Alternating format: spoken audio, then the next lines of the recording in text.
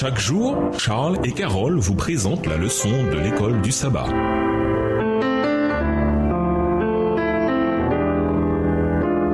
Bienvenue dans votre émission. Dieu nous parle. Nous allons à la leçon de dimanche, le mysticisme. Les vagues puissantes du mysticisme déferlent sur notre monde. Le mot mysticisme est un terme complexe qui englobe de nombreuses idées. D'un point de vue religieux, les termes impliquent l'union de l'individu au divin ou à l'absolu, au cours d'une expérience spirituelle ou trans.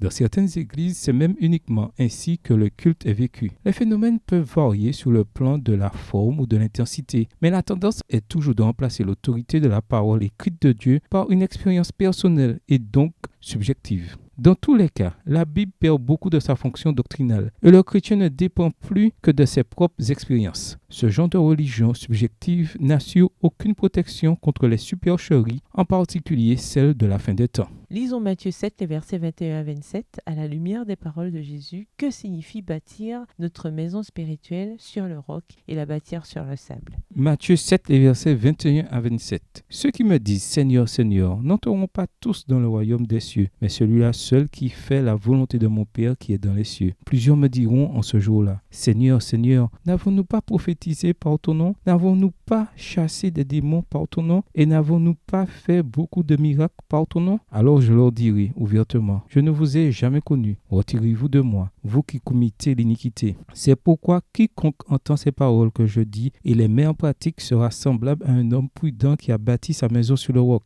La pluie est tombée, les torrents sont venus, les vents ont soufflé et se sont jetés contre cette maison. Elle n'est point tombée parce qu'elle était fondée sur le roc. Mais quiconque entend ces paroles que je dis et ne les met pas en pratique sera semblable à un homme insensé qui a bâti sa maison sur le sable. La pluie est tombée, les torrents sont venus, les vents ont soufflé et ont battu cette maison. Elle est tombée et sa ruine a été grande. Il y a une forte tendance dans le monde chrétien postmoderne à minimiser la pertinence des doctrines bibliques, à les considérer comme des échos ennuyeux d'une forme de religion obsolète. Dans ce processus, les enseignements de Christ sont remplacés artificiellement par la personne de Christ. Et l'on avance par exemple que telle histoire biblique ou telle autre ne peut être vraie, car Jésus, tel qu'on le perçoit, n'aurait jamais laissé les choses arriver telles qu'elles sont écrites. Les sentiments et les goûts personnels finissent par devenir les seuls critères pour interpréter ou même rejeter des enseignements pourtant clairs de la Bible, souvent à propos de l'obéissance à Dieu qui, comme Jésus l'a dit, est tellement essentiel pour bâtir sa maison sur le roc. Ceux qui pensent que ce qu'ils croient en matière de doctrine n'a pas d'importance, du moment qu'ils croient en Jésus-Christ, se trouvent sur un terrain miné. Les inquisiteurs romains qui condamnèrent à mort un nombre incalculable de protestants croyaient en Jésus-Christ. Ceux qui auront chassé des démons au nom de Jésus, Matthieu 7, verset 22, auront cru en lui. L'idée selon laquelle ce que l'on croit a peu d'importance constitue l'une des plus dangereuses séductions de Satan. Il sait que la vérité sanctifie celui qui la reçoit avec amour. C'est pourquoi il s'efforce constamment de la remplacer par de fausses théories, par des fables, par un autre évangile. Extrait du livre Tragédie des siècles, chapitre 32, page 459, livre écrit par Ellen G. White. Comment combattre la tendance très humaine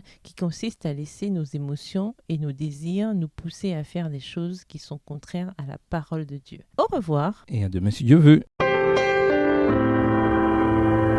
Dieu nous parle.